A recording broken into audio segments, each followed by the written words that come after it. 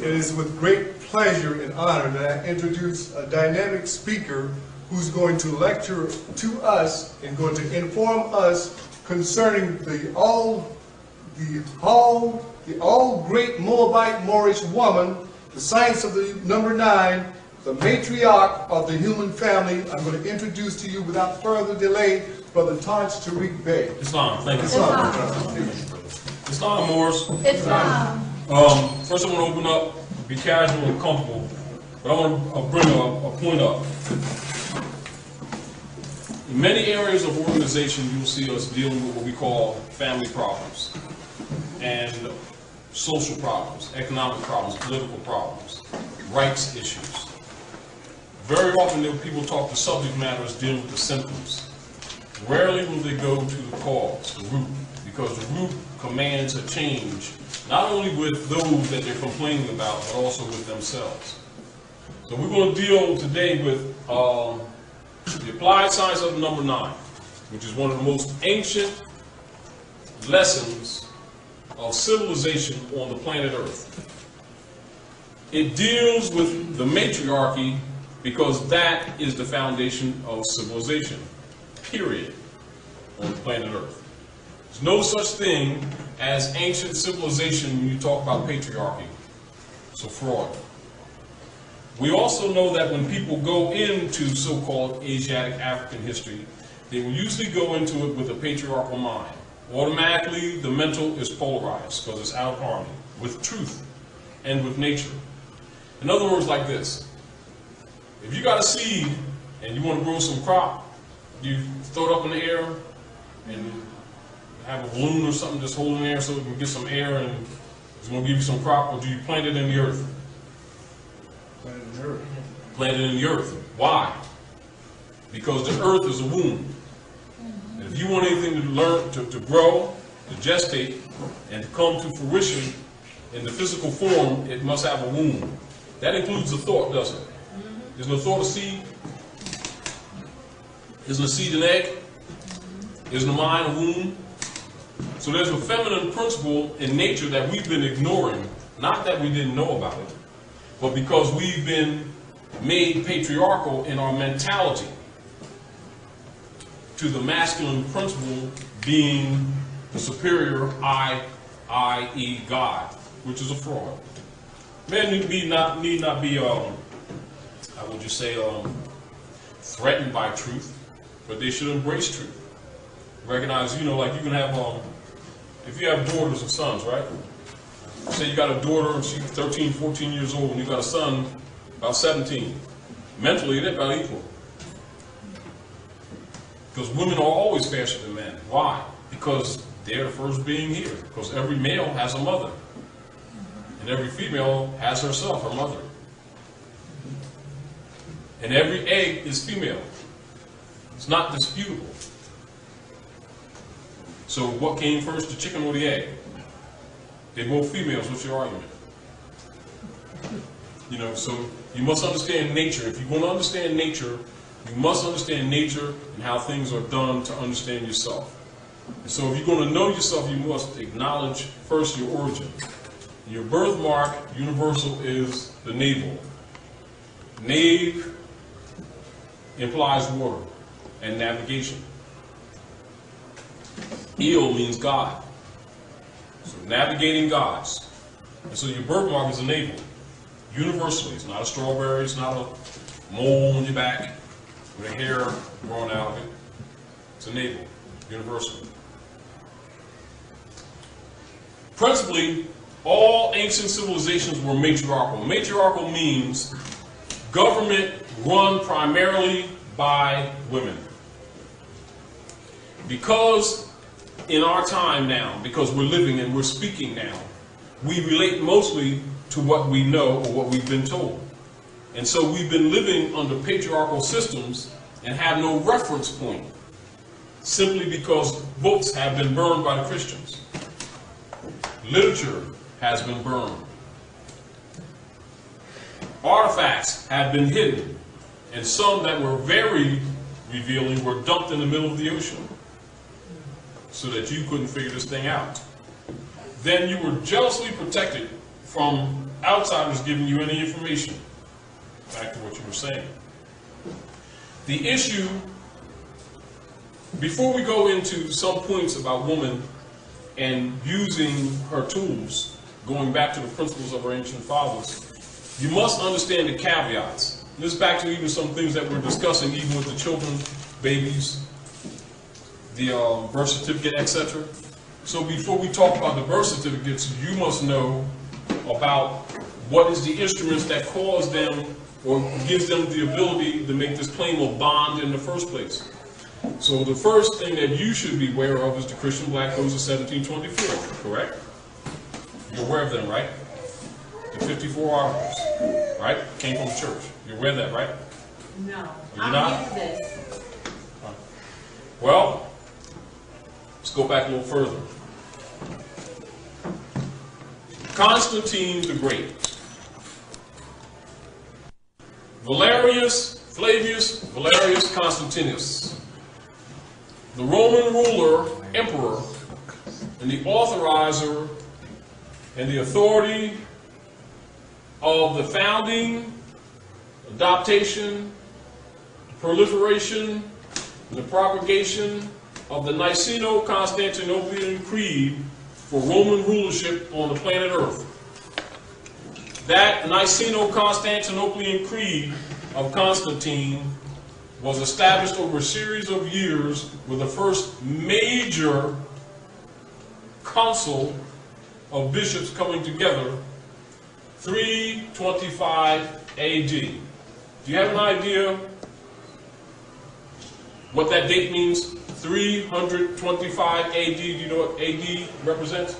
After Christ. They tell you that. AD means Anno Domini, after domination. Oh. All right. Anno Anno Domini.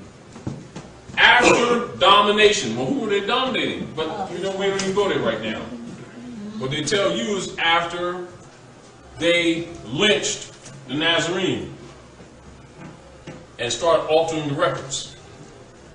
So now the Niceno-Constantinopolitan Creed was drafted and established in its first form, not complete, 325 years after the Romans assassinated Yeshua ben Yosef, who they transliterated in the text as Jesus, after Zeus, the Roman god.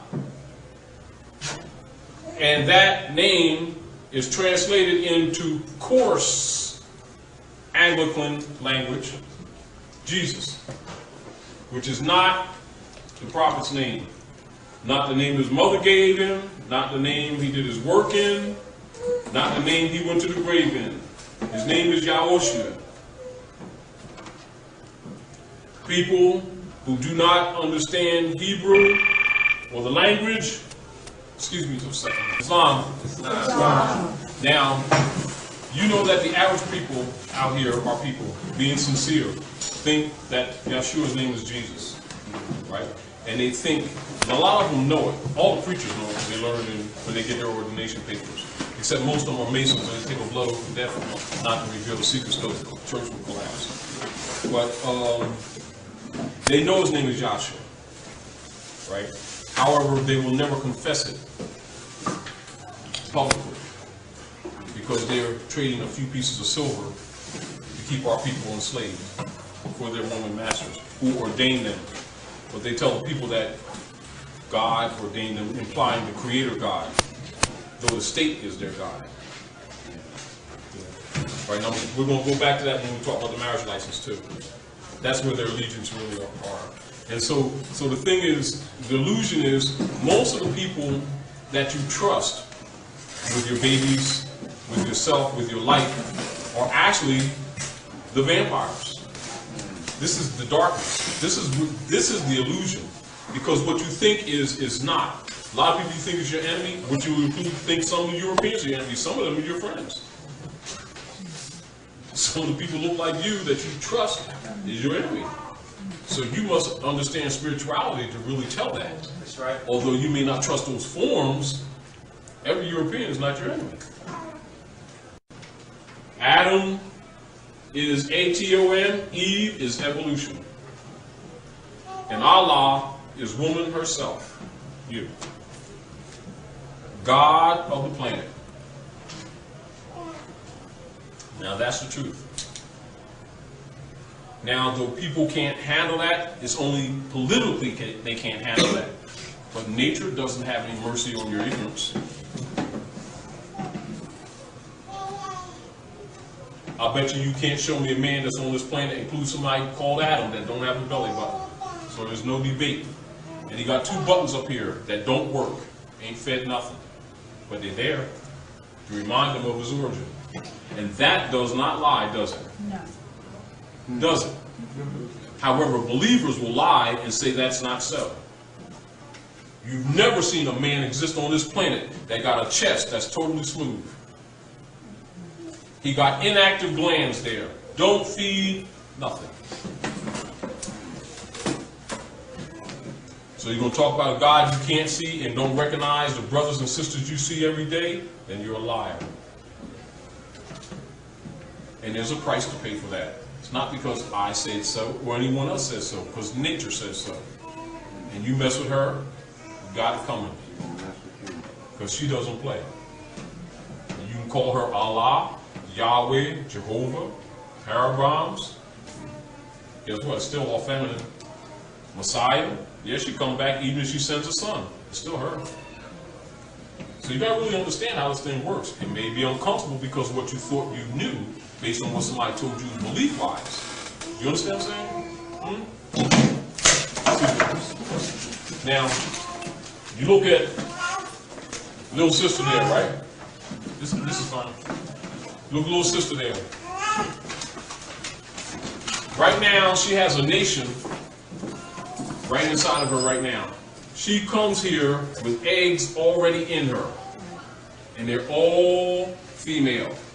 Every last one of them. Male eggs do not exist in nature. Fact. See that throne? You see this throne? That's an egg. You see those signs around that throne? Around her crown? That's the 12 disciples, or the 12 signs, 12 constellations. See that crescent of the star? Is that 9 and that 13? 9 is the 9 cosmic months of man's birth. 13 is the cycle of the moon around the earth, while the earth revolves around the sun. And she cycles 13 times to bring a form here. Whether she brings it or not at the same time, that's the height of her spiritual connection to the cosmos. But religionists will call her dirty, to steal her power. If she knows herself, she knows that's when she's most spiritual. But whatever her state of mind is, so is the atmosphere out here, whether she brings a physical form or not. So therefore, if she's out of order, we're out of order. And we can't get in order until she's in order. Not that we can't make the effort. Don't misunderstand me. It's not an issue of not taking responsibility. It's an issue of understanding who God really is. God is a generic term. But when we talk about the Supreme, or the Allah, Allah is a feminine name. However, truth makes people uncomfortable because we have been steeped into a patriarchal system by the popes of Rome. All right. Now, the popes of Rome, you have what is known in the Roman emperor's table, the Franciscan Brotherhood, and it's a body or groups, just like you say, think tanks of Roman bishops, cardinals, etc. Whether you want to call them the Jesuits or others, irrespective. Their mission is to conquer the world. They murdered all the prophets. The blood of the prophets are on their hands. But they finally got you. Finally got you. They know that there's no way that they can rule the world without your cooperation. This is why it was very important that when they finally colonized the Maghreb, Marrakesh, that you call America, that's Maghreb el-Aqsa. Maghreb el-Aqsa is Morocco, the extreme west. And so they told you that it's over there. And you believed them. And you disconnected from the land. And they claimed it. Are you seeing what's happening? To preserve the energies and the resources for themselves, they needed to claim the greatest resource here. So the general concept that they would give you in education is that the resources is gold and silver and all this commerce, right? They know that the greatest resource is the people. And so the state, corporations, India Company, Pacific, Africa Company, were all called companies until 1800s. This was late. This wasn't earlier, as they implied to you. It wasn't until really early into the mid-1800s that they start calling these corporations states. And then start claiming the lands, as you were talking about earlier. And so the people start thinking that the state is the land. States are private, imitation, artificial, corporate entities. Fictions on paper. So they could claim your child is important, that if the dragon is waiting for that child to be born before they can devour it, if you're in your right mind, you can take them out of here. Do you understand? But if you're in your warped mind, all the dragon needs to do is wait for the child to be born, and then you deliver it. And then they devour the child. And then they file a bond on that child that they gave birth to that child. And so they would list that child as a corporate entity that exists by virtue of sanction from the state. So the certificate of that institution would be birth certificate, state of New Jersey, Commonwealth of Pennsylvania, etc. And the being would be listed in all capital letters, which means a corporate entity, and it would be filed as such. And they would sign their name to that chattel. Therefore, they would have first authority or jurisdiction over the being. So the being would have a Roman name. Remember this, Roman means European nations collectively as one. Does not mean the city in Italy. Romans means the Albion or the Gaelic, Gothic, Frankish part of the human family. The Franks. Do you understand? Whether you're saying German, French, English, etc. All of those are contemporary political, tribal, designated jurisdictions of the extensions of the same people. Do you understand? It's a tribe of Albions who we placed there that broke up into political families, formed for themselves political families. Do you hear me? So don't get caught up in the fiction of thinking that a German and a Frenchman is different in the concept that you thought it was. The mission is still one. So ultimately, while they may have political arguments or political differences, ultimately everyone operates for the empire. Now do you understand colonialism? And why when they colonized Maghreb, they all agreed to oath to claim white party status. Because they could not be free white persons. Are you following me? They were not free white persons or called white persons until mid-1800s. So when you see documents that refer to Europeans as white people prior to 1800, it's fraud. It's a lie. It's made retroactive. No different than when you see these Moors referred to as black or Negro people made retroactive in history. It is a fraud that goes past early 1800s. Absolute fraud. Are you following me? For the Romans to rule in the Maghreb, they needed a code of rules of law because all of the Moors did not succumb or convert. Some of them fought, went into the mountains. Some of them went into the swamps. The Europeans start calling them different tribal names that are usually corruptions of ancient Algonquian names, like Cherokee, Blackfoot, Seminole, Nanaco, etc.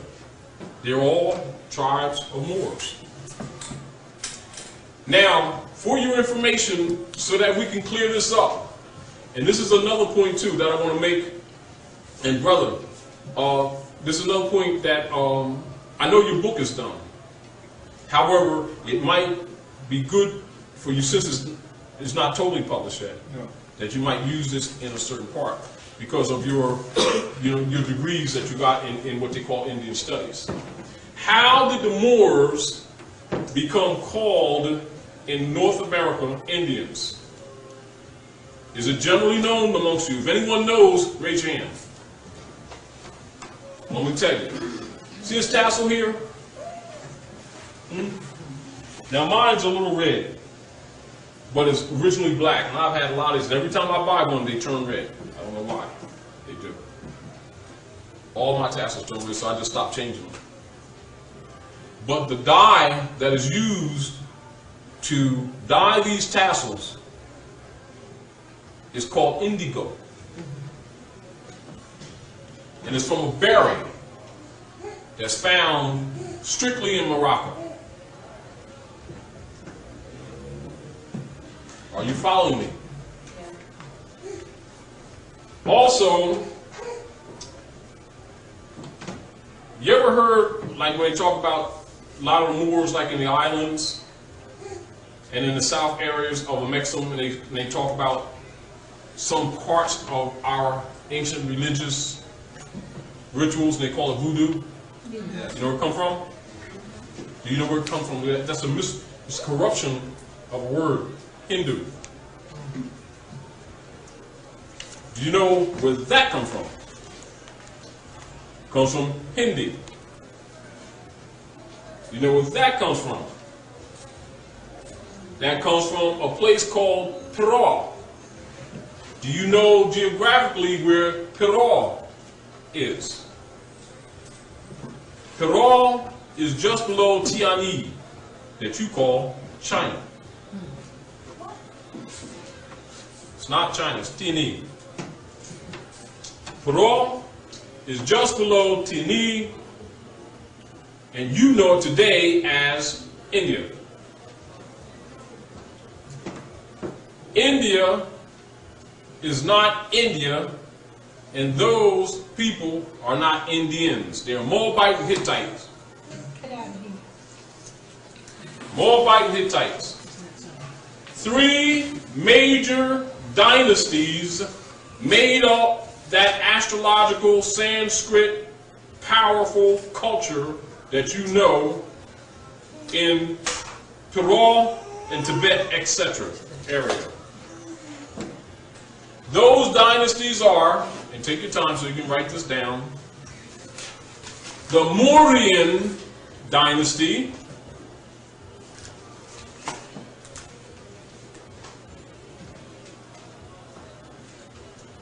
the Nanda dynasty,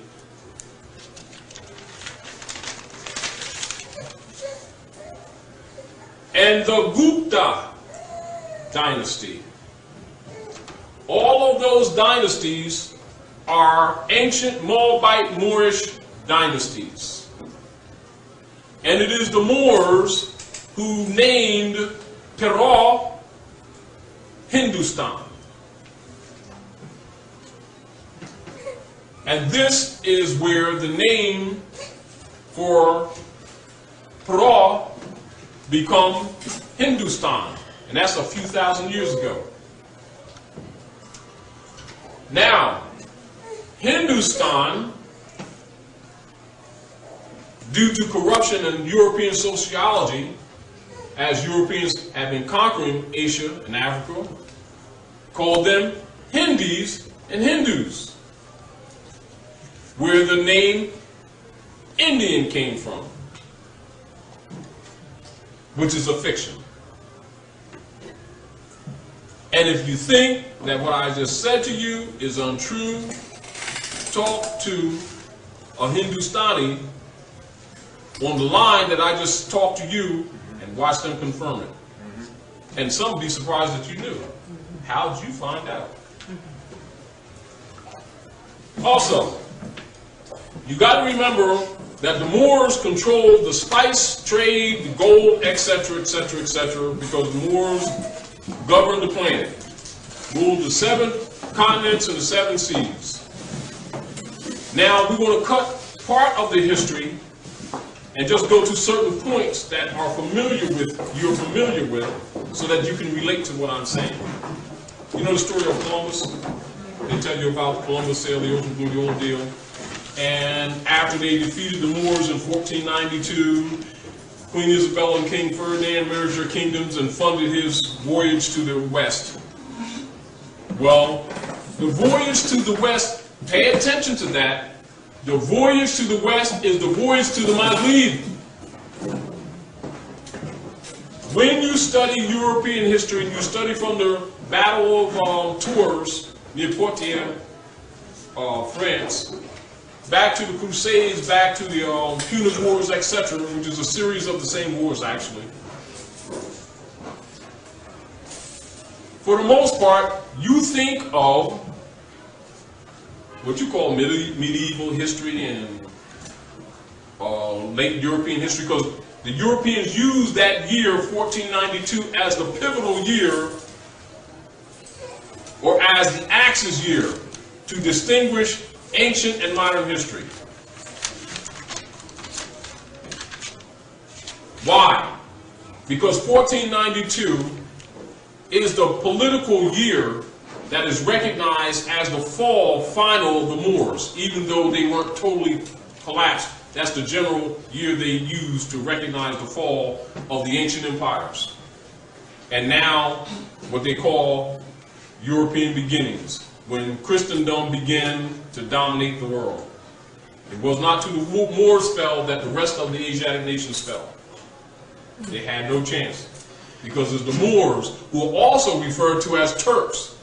So don't get confused, think that Turkey and Moors is different people. When the Christians refer us to as the Moors and Turks, keeping them in check, they're all Moors. They just did that to divide you so that you couldn't trace your history down. Charles the Hammer, his name is Charles Martel, M-A-R-T-E-L. That's European history. So you're going to go to European history also to get your history. Because understand, when you're dealing with Moorish history, you're dealing with world history. You're not dealing with the fiction of what they call black history restricted to some slave period in North America.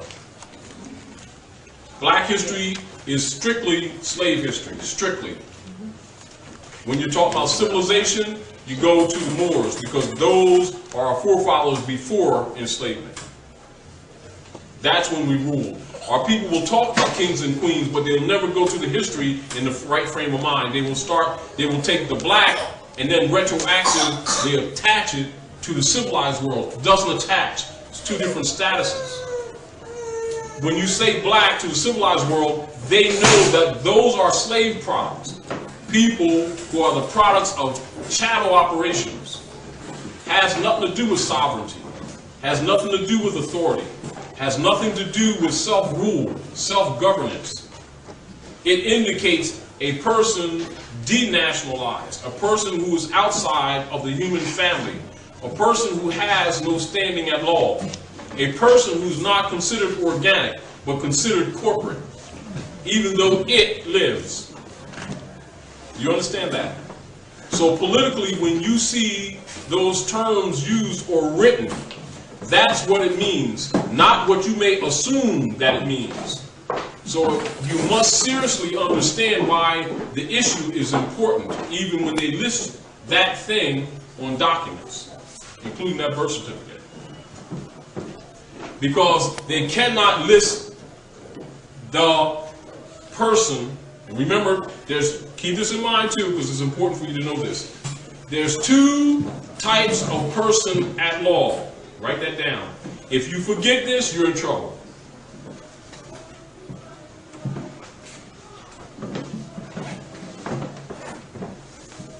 If you forget this, you're in trouble. Two types of person at law. When you see, read, or hear from any legal perspective or process in government or history that says person, unless it says natural person, it means corporation or artificial person. Are we clear? This is important so that you know how to deal with documentation received and given. Are we clear? Because I don't want anyone to get past this. Can you repeat that again? There are two types of person at law. The word person, when given to you in legal jargon or in written form or documentation or in operations of government, it means automatically, in most instances, a corporation. You don't know that, not that you couldn't know it, because it's not taught to people. Because the U.S. corporation is a slave state, and they have a language to fit it. This is so that slaves don't rebel, because they don't know what's going on. No different than the average person didn't know that the birth certificate and the marriage certificates are bonds against them. You see what I'm saying to you? So just like you didn't know that, you also may not have known that the language that was given to you was designed for you to agree orally to your chattel enslavement through legal processes. Do you see what I'm saying? And when they give you documentations or present an instrument to you for you to sign and to agree, they represent it as something else when it's actually a bond for the world stock market. Do you understand? Now, if they list your baby in the corporate status, they're not violating international law, are they? Technically. So basically that creates what is known legally a straw, or a man of straw. So you write that down, man of straw. And you will look this up in your law dictionary and your unabridged dictionaries and cross-reference it in other unabridged dictionaries. So you got to know how you got where you are so you know how to get out of it, or how to deal with it. All right? Are you following me? And if you don't understand, don't hesitate to say, because I want to make sure when you leave here you have some working information, not just hearing me run my big mouth. So do you understand that there's two types of person? What is the organic person? The natural person. What is the corporate person? Person. So when they say a person must, and you think it means you, then they trick you and you sign a contract, now you're bond. Now the law becomes the violation of the contract, and you thought it was the law. No, they're suing you for breach of contract. I understood what you just said. Person means automatically corporation, unless it specifies natural person. Yes. I got lost dealing with man of straw. As far as I Man of understood straw of the is the fiction that they create to place the debt against. In other words, like what she was talking about earlier, you know, when her husband made an affidavit, and he has not yet filed it, but he made an affidavit, but they did accept the corporate state. What corporate state is that filing under? Commonwealth of Pennsylvania, New Jersey, what? have no idea. Because he just started to file the paperwork. All right, well, don't file it yet. Not if it's theirs. You're going to have to make your own. We'll get back to you later and tell you some things. Not right now. But if you got that certificate from them, Yes. they got a bond on you. They got a bond on you. Yes, they do. So even if you did some other things, they got a bond on you. See, what you must not do, this is why, again, certain things must be taught to our people to bring them back into governmental principles so that you understand certain responsibilities from a civil matter, or certain civil matters already reside with you. But because our people have been held out of government so long, for so many generations, and then overseers were placed amongst our people to convince them that the 14th Amendment Negro stock was a reality, and that civil rights that went with it was a reality. That's fictional. That comes from the Christian Black Codes of 1724. To solidify the corporate person for the states, their agents. You ever notice that when certain agents say to you, by the power vested in me by the state of New Jersey, I pronounce you man and wife? They're state agents. But they tell the people that they were ordained by the Creator, didn't they? And that there's a separation of church and state, didn't they? But the average person, because they deal with beliefs, not facts, never even notice it, do they? They got the mentality of boys and girls. Now you see why civilized people call them boys and girls? And when they do that, then they get mad, they want to burn things, don't they? But they are boys and girls. That's why they call it minority. Most people think that minority means numbers, don't they? It means mental state. Legally, it means mental state. And so you have grown men and women transacting business in alien names and talking about their own things. See the problem? They don't even own their own offspring, who've been bonded away. So they think bondage is a chain. Bondage is that document. They're bonds. They're flesh bonds. See, so this enslavement for the colonists was bureaucratized, and they formulated corporations to deal with their stock investments. That's what the 14th Amendment person is. That's why as soon as you agree that you're Negro, Black, and colored, you come under certain codes and you don't know what's happening to you, but that's what happens to you. An ignorant person calls it prejudice. A person who knows law calls it birthright theft. Because that's what it is. And you always have the right to do what? To reclaim the honor of your mothers and your fathers. But if you don't want to honor your mothers and fathers, that's your right too, isn't it? Huh? So if you've been transacting business in alien names, and then you go vote in them names and they tear up the vote because it ain't going the way they want to, should you be upset? No. An intelligent person wouldn't, but an ignorant person would be upset because they think that that vote belongs to them, don't they? Huh? So if the dog comes around filing elephant votes, and then somebody comes along, elephants, tear up the votes because they ain't going the way they want to, and then the dogs call the elephants prejudice. Who's at the lunch? The dog. Oh, all right. So you got all these Asiatic Africans saying they Smith, Jones, Johnson, and Frankenstein, and they talk about freedom.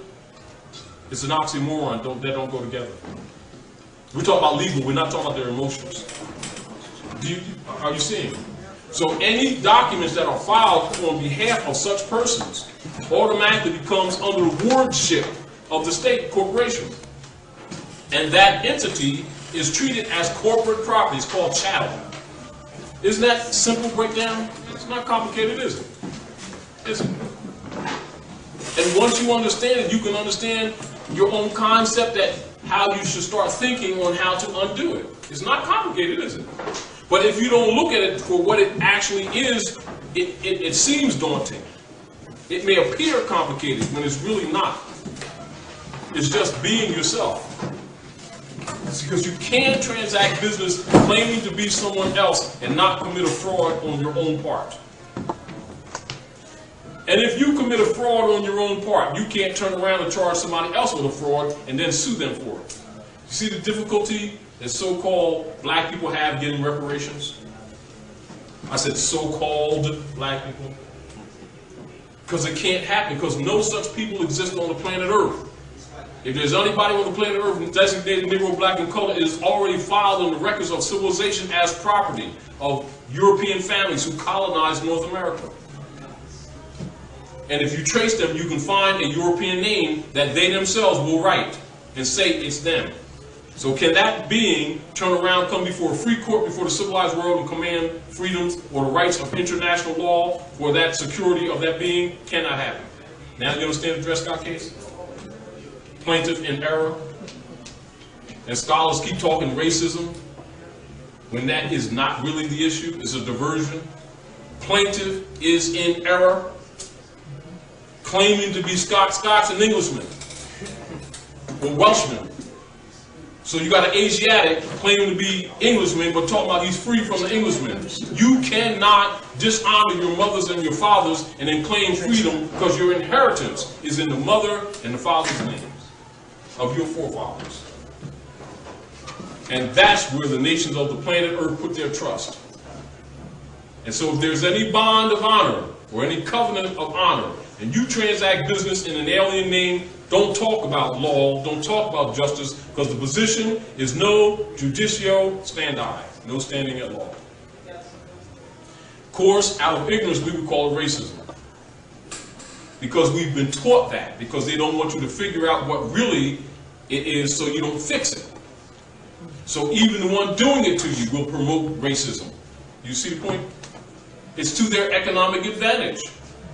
Do you see? And so when we're speaking with people on these issues, because they may give what appears to be a reasonable conversation, we can get fooled into thinking that they're trying to work something out. It is no problem at all, because math is one all over the planet. 1 and 1 is what? 2. 2 and 2 is what? 4. Uno. Dos. It doesn't matter. You understand what I'm saying? It doesn't change. Because truth don't change or pass away. Beliefs come and go. Because they're not founded in truths. They're founded in emotion. So there's instability there, isn't it? And the root word in belief is lie.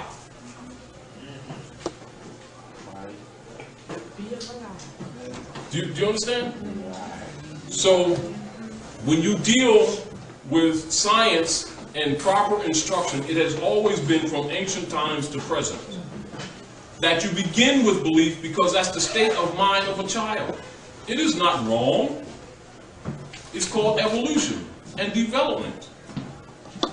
And when you give a child something to look at, the child, because it has senses, sight, taste, smell, touching, and hearing, which are all sights.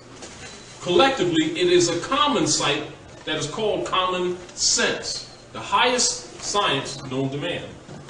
That science is used to gather information and to do what?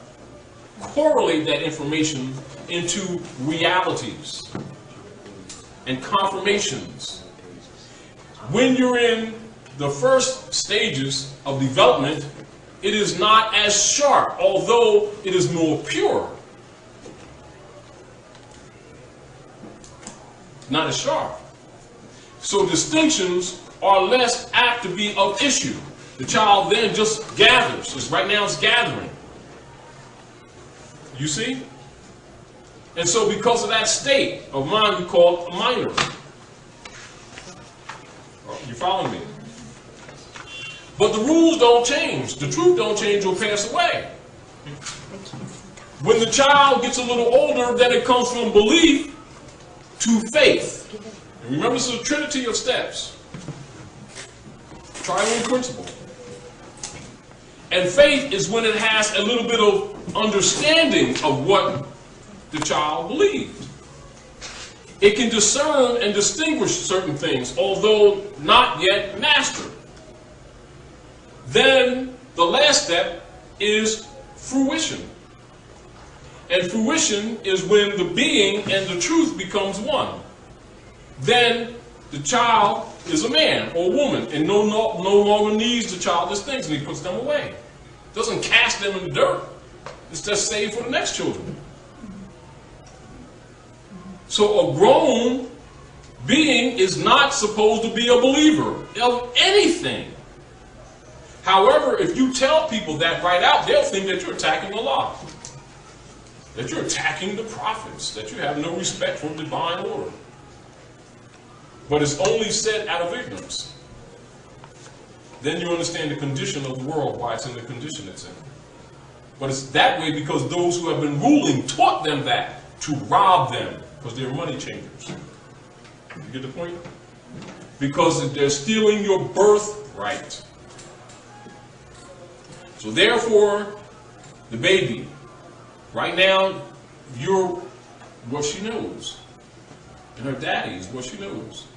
There's, she's starting to explore a little bit, but you're the center of her universe right now, right? And then when she gets 1.5, she's going to start testing the waters a little bit. And she gets 2, she gets pretty confident, because they're very sharp, right? Then they're going to start looking for little exercises of independence. They're not going to be independent for quite some while. They're going to start exercising. These are cycles, right? And so when the child's not sure, she's going to be holding on to stuff when she's trying to walk.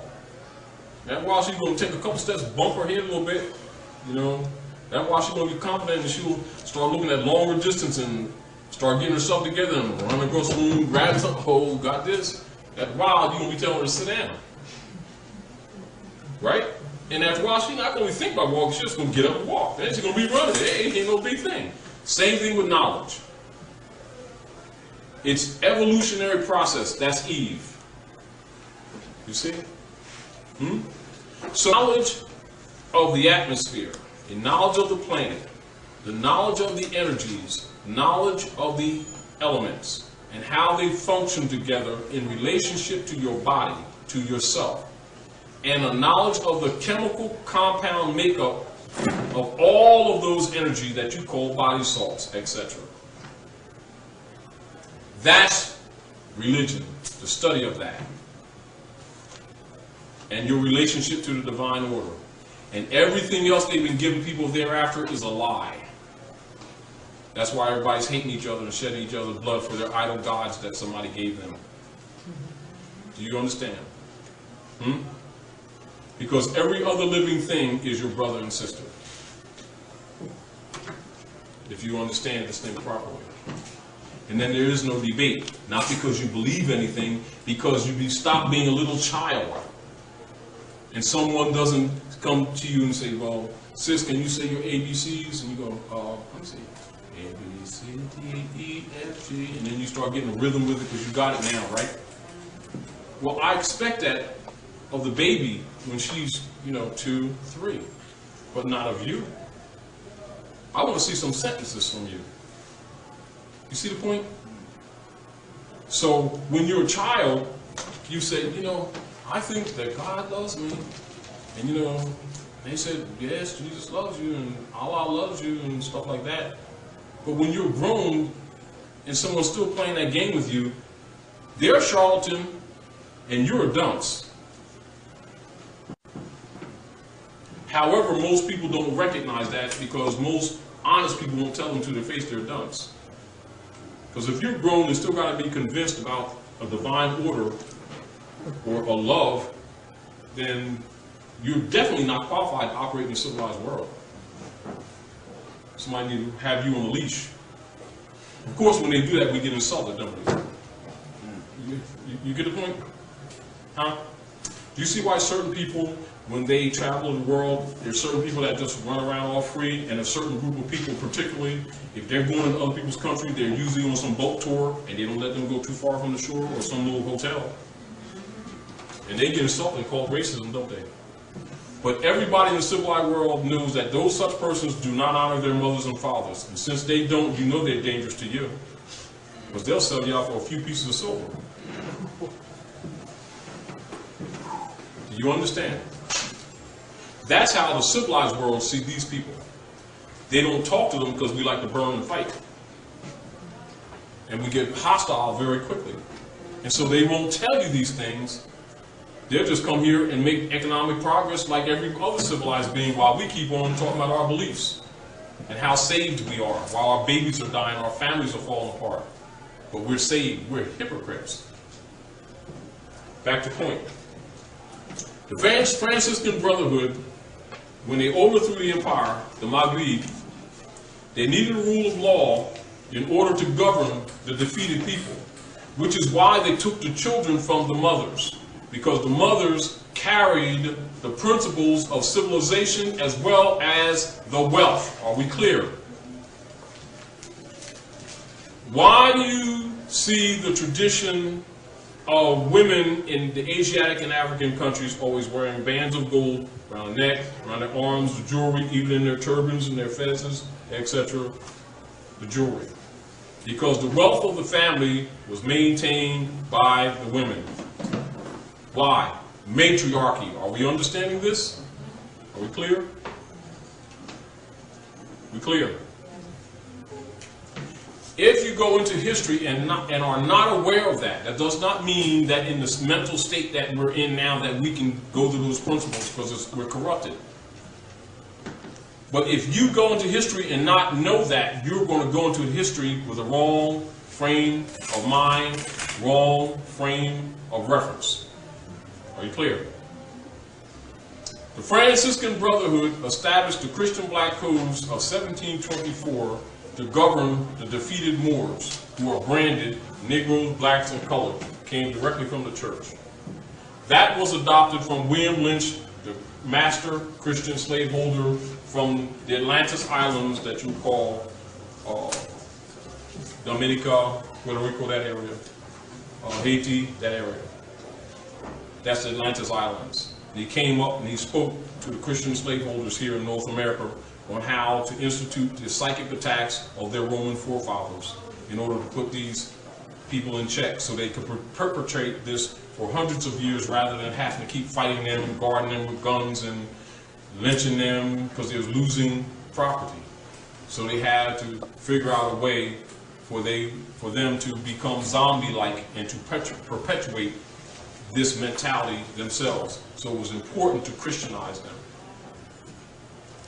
This is why our people go to church every Sunday. It's in the Black Codes. I don't have them here, and I don't want that to be the subject matter, but I'll show you the direct article. And all these Asiatics should be aware of what governs them, shouldn't they? Don't they always tell you they know Jesus? Don't they always tell you they know God? They know Allah, they know Moses? Don't they always tell you that? Don't they fill these houses every weekend and contribute to the tunes of millions of dollars? They don't even know the rules that govern them. Do you see the problem? Do you see the problem? So logically, they wouldn't know that that birth certificate and that marriage certificates are bonds because they don't deal with those matters because their beliefs don't support it. Doesn't change the reality, does it? Because a person's in denial, does that change reality? Does reality change because a person don't want to deal with reality? Huh? So, if these Asiatics here are all bonded and thereby have no rights, and then accuse the rest of the civilized world of prejudice because their absence of rights, and don't recognize that their birthright has been stolen, is the rest of the world responsible to their ignorance when the birthright is founded in the honor of their own mothers and fathers and recognized by the world only thereby? Are you following me? If you're a European slaveholder, Dutch master, and you've got these Asiatics in chattel bondage, and after 5, 6, 7 generations, they're still transacting business in your family names, would you not file a bond against them? Would you be wrong to? Makes sense. Should anything that you buy or sell with the mark or the number of their name be bonded to their corporation and not to anything to your benefit? Is that unjust?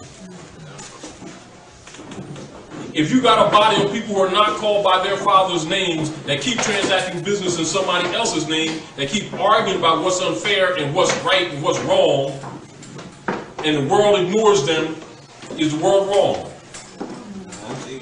However, they usually think that the world's wrong, don't they? But it's a lack of knowledge, not a lack of really trying. Because they do a lot of things to try to fix this thing. They got all kinds of organizations to try to fix this thing. They just can't figure out why they can't do it. Are you following me? That's right. And when they go into the ancient culture, they'll go into it with a papal mind. The Franciscan Brotherhood's mentality instead of the mentality of their forefathers. Back into the egg. Look back into the hole from which they were dug. Turn your hearts back to the principles of your ancient mothers and fathers if you want to be rescued. Ain't nobody gonna come here with no mystery thing and fix nothing. The truth is gonna set you free and nothing else. And if you don't want to deal with it, you got a right to be enslaved. And the rest of the world got a right to live off your birthright, so don't feel as though you've been and are being mistreated. Because if you don't honor your mothers and your fathers, and the law comes from your mothers and your fathers, and you keep saying it belongs to him, hey, guess what? That's an agreement, isn't it? And that agreement, if you declared out your mouth that the constitutional principles of civilization belong to the Europeans, you waived your rights. And if he claims it, which he's doing anyway, if I'm outside and I'm saying, man, I ain't into all this stuff, man, and I start, this stuff is way in my pockets down, and I start throwing it down, what, people ain't supposed to walk past and pick it up? Okay. So if people willing to give up their birthright for a little welfare check or something else, why should they be mad? They sell their birthright for a bowl of red pottage. Because that's what these people did. But they blame the rest of the world, don't they? Because they dishonor their mothers and their fathers. They claim that the Nazarene is a Roman. They put him on the walls as a Roman, knowing he had hair like lamb's wool, skin like Burns grass, just like that. They're the hypocrites. They're the liars. But they accuse the civilized world of mistreating them. That's us, don't we? And when everybody feels sorry for us, don't we? Huh? Well, guess what ain't gonna happen? However, to understand that is to understand why Noble Dwali set up the old Canaanite temple to nationalize the people. You understand the process. You understand why it was done. Meaning, it's not in a vacuum. It's a countermeasure to Roman activity in the Western Hemisphere. If the history is presented to you, nationalization makes sense. If nationalization is presented to you without a knowledge of law and history, it can, but doesn't necessarily come to you to be reasonable, for you to really understand why it was done. It must be taken out of the belief stage into the knowledge stage. So giving you the root cause and dismiss the symptoms, not that you dismiss them, but to explain them for what they are. And recognize if you fix the root, you ain't got to worry about the poison ivy riding up and down your house all the time. Stop picking the leaves off because it's going to grow back. Get the root. So if you don't fix the root of the problem, I mean, if you don't reclaim your birthright, you must redo it. No one's going to give it to you. You must reclaim it. And if you don't reclaim it, logically, someone who's living off your virtues is not going to say, well, this is what you do. And you shouldn't expect it. Not that it wouldn't be morally correct or ethically correct. It would be, could be. But since they're colonists, colonists have a mission, don't they? And I think the mission of a colonist is that which a leech is in dirty water, a colonist is in the political arena. His mission is to suck your essence. Why? That's where they get their nourishment from. We call it slavery. Scientists call it blood sucking. Essence draining. Do you understand? So, what are we talking about fixing it? So, we have a covenant with Allah, with nature herself, that we have violated. Part of it is that we have agreed to the papal principles of disrespect for womanhood. The one who brings us all here. And that includes also not a man thing, that's women that disrespected their role in society. Not what he said their role is, what they know their role is in nature. That is to nourish, nurture, cultivate civilization with knowledge, not with emotions. However, she's lost knowledge because we've been held to servitude. So therefore, it is responsible for us to do what? To seek knowledge. And to embrace knowledge, not to fear knowledge. And to apply the wisdom that it brings. To do what? To build. Because when you build with things that are solid and not illusionary, they have a tendency to stay longer, don't they? I think so. Are you following me? Now with the sister with the child, not understanding that birth certificates are bonds, and most people not knowing that they are, usually will approach them with a position of a sense of security or civic duty that, oh, I filed the papers in court, you know, and it's on file, like it's on file for the record, not knowing that it's on file for bond against the child and the mother. Because the condition, politically, the condition of the children are the condition of the mother, according to the Christian black codes. And so, irregardless of the condition or the status of the father, the condition of the mother is considered first. All right? So whatever her status is politically, that is what the corporate state will assure, if they have any hand in it, that the children will be. And so if they have the woman in servitude, the children are slaves. That's why it's important that they file that birth certificate in the county record under corporate auspices so they can place their debt and debts in the world against that bond. But then, for the return of service under feudal law, the nomen, which is a phonicism that's on there, refers to what you think is a person because it sounds like their name, but it is not their name. It is back to the man of straw that they created, just like you create a corporation. It's a fiction. But then when they call the debt, they go and get the body that they claim is attached to it, and when the body does not rebuke it, the bond carries as law. Then they sue you. It's not Brother Tarik. Could you elaborate for the sake of those of us here who are probably not familiar with how, when we go down and we get married in front of this agent of the state, how we have signed over ourselves and all of our progeny to the state? And see, and this is the deal, is while you have done it, it is unclean. Because it's not conscious that you do it. Now, and this is, and when you see the sister or brother, make sure they know this. The marriage certificate, particularly in the corporate state of New Jersey, and it would be likewise in the Commonwealth of Pennsylvania and the other corporate states, though they may use different title numbers, comes absolutely, in every respect, absolutely under police powers, Title 37. All right? Now, the state agent's job, which is an overseer, is to convince the slaves that he was sent from God, the Creator God, to bring them together in holy union. The people don't know that they're operating for the Holy Roman Empire, who ordained them, all right, and gives them a fee for keeping the niggers from getting restless, which is designated European family property, all right? And when they unite them, it is a contract with the corporation that all issue from the womb of the mother automatically becomes ward, W-A-R-D, write that down, look it up in the law book, of the state. Wards of the state, which is a nice way of saying dependent slave of the state. It's because they say slave, then you get pissed and you want to fight. Military. So they used to say ward of the state and you happy, because you don't read anyway. And so, you know, that's how they think of it. So they already know we're not going to, most of us, not going to figure it out.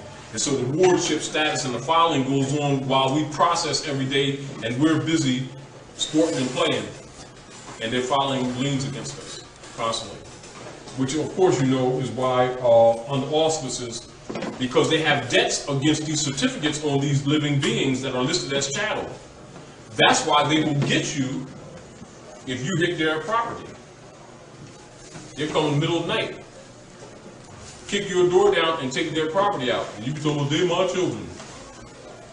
Corporate, don't even list them as, that's their corporate property. And usually has their name on it. And you have no standing in law to make any argument. However, we're usually looking at it from a moral and ethical position, like there really are, like we've been ethical, as if we've honored our mothers and fathers. I mean, do you understand what I'm saying to you? Yes. Meanwhile, while the ignorance is perpetrated by the state agents who say that there's a separation of church and state, but they're really state agents, overseers, who just sold us to the state, and we agreed, so now they got that marriage certificate, so it's a bond. And they put a bond on that too, just like they put a certain person. That's why they don't want you to take them babies out of the hospital, you understand? And they would say, let me give you a social security number, let me give you the name, give us the name, give us the name, give us the name. And they say, well, we're not going to give you the baby. And you be arguing with them, because they're going to file bonds against that child. See, but if you know that, you're not going to argue with them, you're going to prepare yourself communal-wise, and in your consciousness of how to deal with it. Now you understand the filing of your own documents in your indigenous or aboriginal status. Whether you do it in an organized manner or whether you do it individually, now you understand it. Because guess what if you don't? They're going to file a bond on it. That is routine. That's what bureaucratic slavery is. Like, for instance, like, our people will admit that slavery has been bureaucratized, but challenge them to name it and they can't. They'll just stick with the emotions and talk about racism and talk about unfair, but they can't specifically go to the law. That's why it's important for you to understand what is specifically done so you can specifically counter it. Back to point again. Now do you understand again why Noble Drawling set up nationalization process? How it ties in politically to take the natural being out of the corporate jurisdiction that the European Dutch masters created in corporate status under the straw man to steal your essence under suits on ever-living bonds. And those bonds are passed down to their offspring, just like any other inherited property. So slaves are inherited. This is why this thing has been perpetrated from generation to generation. Not because nobody likes you or don't like your complexion. They got bonds on you. You got to send Susie's child to college while yours don't go. That's it. Again, you understand the nationalization process and why it was set in place. Now it makes sense to you, doesn't it? Not that it didn't before, but it becomes clearer because it's a political act, for the record, to remove you from the artificial person jurisdiction created by European colonists to bureaucratize slavery. Now, hear this again. And remember this and tie all this back to woman. Keep this in mind, and I'm going to go back to where I was left off. Women run all the institutions, don't they? Hospitals, who's majority run them? Women. Churches, who's majority run them? Women. Mosques, synagogues, who's majority run them? Schools, who's majority run them? Nurses, who's majority nurses? Huh? Little clubs, stuff going in the community, who's majority run them? Raising your children, who the majority runs it? How come we have so many women with children that are struggling to survive, that's living in poverty? Does that sound religious to you? Yes, it is religious. It's what they've been getting called religion, which is a fraud.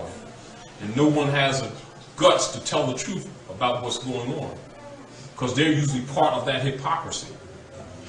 And then accusing Jesus, Allah, and Moses of that crap. Prophet Muhammad has nothing to, it has no association with Allah whatsoever, none of that crap.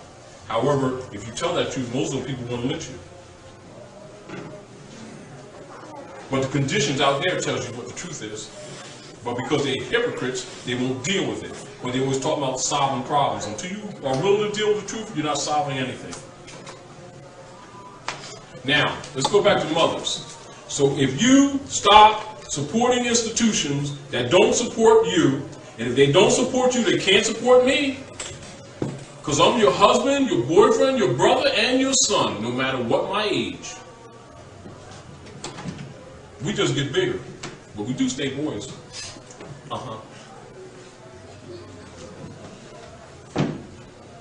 You understand? And how can we protect you if you support the institutions that take us from you? Because you make them all run. But part of it is because you're subjugated and you figure, well, if you don't, you can't take care of your family. That they've broken up already. You're halfway trying to survive now. You see it's a catch-22? Not exactly, it just appears that way. Do you understand? So you've got to look at this thing the same way the DAR did. The same way the DAR set up the isolation codes that set up the Knights of Columbus, Ku Klux Klan, white community, etc., and overthrew the Moorish Empire is the same way you got to take it back. Starting with never, and teach this to every woman that you know, give your child a European name.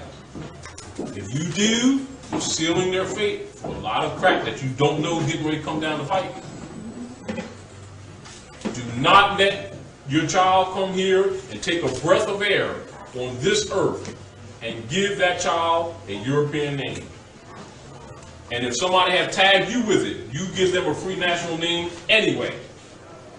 So they don't have a bond on a free national name, because then internationally they are subject to international law and they can't operate with the straw man using an Asiatic name. They have to have a European name. That's why they always ask you, what is your Christian name? Meaning, what name did the Christians put on you through your grandmother that they enslaved? Because that's the bond name. It's a wardship name. It is never your name. That is no different than a number or a mark for an account against you for their benefit. And that's what is used. So you want to look at mothers, when you get in organizations with other women and you start talking about community problems, you're going to talk about women coming together and dealing organizationally with fundamental principles of structuring forms and dealing with birth record forms coming from you and no longer using the corporate state forms. And talking about the subject matters of how to do it. That's what you should be discussing, not how to march. Because anything that you seek, you will find. Meaning that all things will not be said at this time, but I will tell you enough that you can become operative. Islam. Well, I guess you would have answered my question. I was going to ask, how would one go about filing the proper documentation? The first thing that you do, let me give you another instance so that you can have an idea of how to start fixing things. Not that other people aren't doing this, because other people are working to fix things too. When Noble Drew Ali set up the old Canaanite Temple, Moorish Science Temple, Moorish Holy Temple of Science, etc., Great Seal, Moorish Divine National Movement of the World, etc., they are actually outposts or regent. They are regencies. They are regent branches of government. It was supposed to be done within these orders. It was not done. Does not mean that it cannot be done. It was not done, and so you would think in your mind, what do we do? It was done. It was corrupted. That's all. Do you understand? In other words, it was a social political platform that was incorporated within this government to redeem you, socially, politically, economically, industrially. Do you understand? And teach those things necessary to make you better citizens. However, that it had not been done has given people a wrong concept of the movement itself. And so people would view it as a religious sect, not knowing it has everything to do with their birthright and has nothing at all to do with what they believe or don't believe. They could be atheists and they're still Moors. And that birthright still belongs to them. But because it wasn't presented to them properly, they have a misunderstanding and they agree to give up their birthright because they think they're protecting their beliefs. You see the problem? This is what the European has lived on and depended on and has been secure with. And only you can reclaim the Holy Grail. Only you. He may possess it. It is not his. And he does not have the strength to keep it as it appears that he does, because he has no power except what you give him. Absolutely. So you agree to that jurisdiction, and he claims it, and files against you on it. But you need to know, outside of emotions, but by fact of due processes of law and color of law, how it is done so that you yourself, even without the assistance of someone that knows legal processes, can do it, because law is based in common sense. Did you know that? Now people say, you know, yeah, but I don't understand law. Did you know law is based in common sense? That's why it's called common law. It does not abridge your common senses. And if it does, it's usually color. Now you understand why they called us colored people? Our people thought it meant complexion, didn't they? It means faking people. Faking like they're human. The issue in the battle, brother, we're going to talk on 2 points here. That's dealing with the world's problems, is the problem of the blending of the nigger and the human. It was not done for the purpose of creating a problem. It was done for the purpose of solving a problem. However, when you mess with nature, problems come. You just got to deal with them. When the Abo declared themselves God, it kind of put a crimp in the gears. You get the point? Anything that thinks and anything that lives wants to live. Explain what is the nigger. The nigger is the people that the people read about in the books called Romans and Europeans. The ignorant call them white men.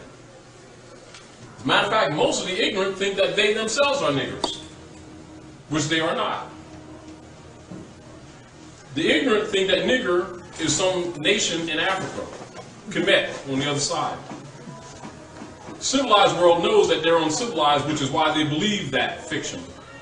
Because the niggers told them that and traded places with them and have their seat of power. Stole their birthright. So the humans think they're niggers, and the niggers are claiming to be white people, which is a status, not a complexion. Are we clear again? That's the complexity of the political social arena that they're dealing with, which is why the humans have difficulty solving their social, economic, spiritual problems. Because their concepts about what's going on is wrong. And if you talk to most of them, they will start telling you what their beliefs are. Very few will start giving you facts, knowledge, scientific data. They don't have it. They don't deal with such matters. It's above them or below them or something. But they don't believe that, so they don't deal with facts. They just deal with emotions. And everybody else makes money off them, lives off them, but they're saved though. You see the problem? Huh? They're destroyed for lack of knowledge, but they think their beliefs is equal to knowledge. See what the problem is? Getting over that mountain with them? This is what makes it difficult for other Asiatics and Africans from other parts of the world to come help civilize these people and get them out of this nigger problem that they themselves keep perpetrating on the civilized world. Because they're believers. They won't grow up.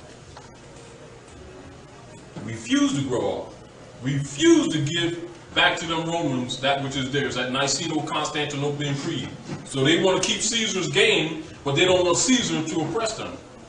Well, guess what? It don't exactly go together like that. They don't want to honor their mothers and fathers, that's their business. But they have no right to talk about rights, because rights don't exist with such beings. You understand? Now, back to make it very clear.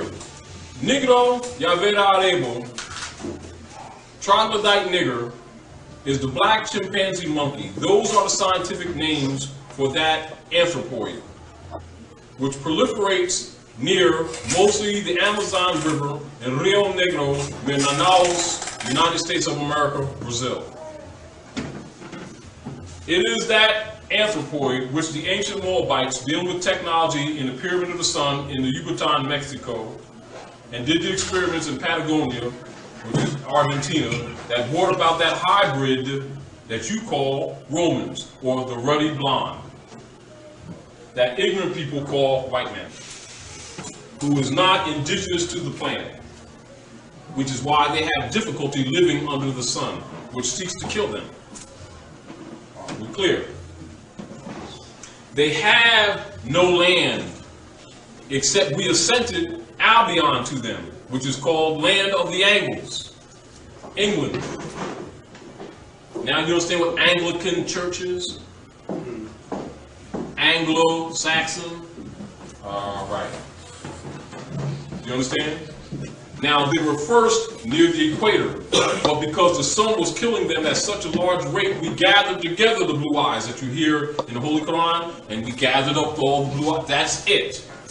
We gathered them up and took them to the island of the fog, or Patmos, the land of the Angles, and placed their lepers behind the rock until their lesions were all white. Do you understand? Now you understand the, how would you say, the tradition of the myth about the leprechaun? Now you understand St. Patrick's Day, Tag Day, running the Moors out of Ireland? Oh, four-leaf clover, the zodiac, four corners, the four gates. Mummers Parade right here in Philadelphia, 32-degree masonry. 2 fingers across the lip like this. Mum is the word. And they would paint their face in blackface. And they'd march from 6th and Moore Street, South Philadelphia in the South Gate, and they'd go north to the North Gate, past the battleground where City Hall sits, and if you look at that building, look at the architecture, it's Moorish architecture. And then the parade would end at number 1, northeast corner, Broad Street, the Masonic Hall, Masonic Lodge. See how they tell you to your face, but they know you won't pick it up? Do you understand? Huh?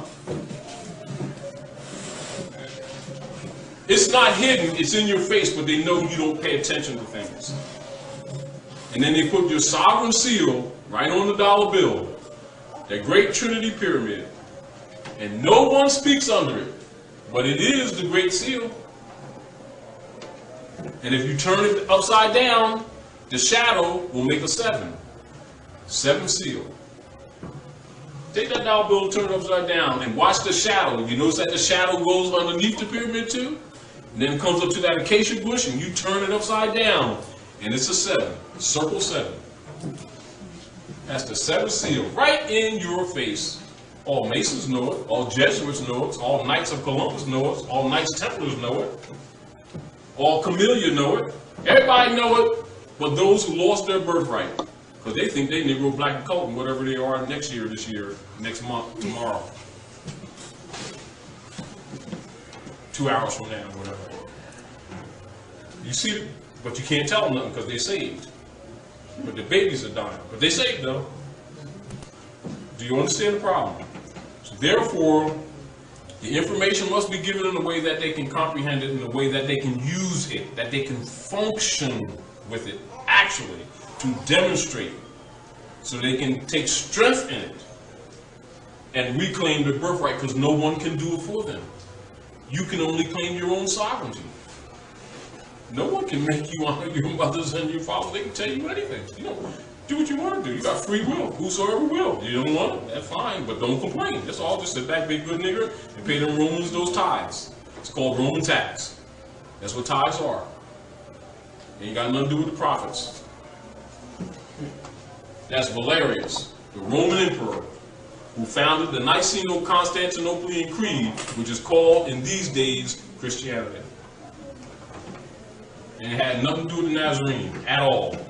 Period. The murderers of the Nazarene made their political creed and tagged the Nazarene's name to it, altered his name, and the world been following the Romans ever since. I'm talking about the devil did this. Yeah, right? He did to the South. That's why the rest of the civilized world don't feel sorry for us. That's why they won't come and tell you these things. Because usually if they tell them the truth, we want to fight them. We'll burn their house down and stuff. We're talking about, I hope your children go down on 295 at lunchtime and play. Because you ain't saved. I don't know if I can talk to you. And so they just set up shop like everybody else, put a glass between them and these savages, and live good like every other civilized human being. Then we get jealous instead of studying and learning. And tell me it's not true. It's true. It's true. Anyway, back to Pura. The area of land that's called India is Pura. The Moors named it Hindustan. That's where the name Hindi came from, Indian came from, which is why you will find in Colombo's, that's Cristofero Colombo's, not Christopher Columbus. Cristofero Colombo's records, ship logs, that when they came here to the Atlantis Islands, the area that you call Dominica, etc., etc., that they found the same people they found in Hindi, and they called them Hindis, Voodoos, Indians. Indians and Moors are written in history as one and the same, interchangeable. So once you get past 1800, you'll see Indian, Moor, and African used synonymously. Not those people and then the other people, synonymously. It is not until later when they were reconstructing history that they start separating and dividing them, confusing you so that you would not know your social, political tie and authority in the land that your feet are resting upon. And by you denying it, he claims it. And by you using his name, he claims your possession through you using his name, because name denotes possession. That's why they put the European family names on the fallen Moors. For political, corporate reasons, not because they weren't being nice guys. Are we clear? So, this is back to what I was saying to you before. The term Indian, used, designated to the tribes here, come from that false, or you can call it a misassumption, it wasn't exactly that. But I predicated on Colombo's ship logs, when he called the people the same people he saw in Hindustan. So the Indians, they're just like them. They couldn't even make a distinction.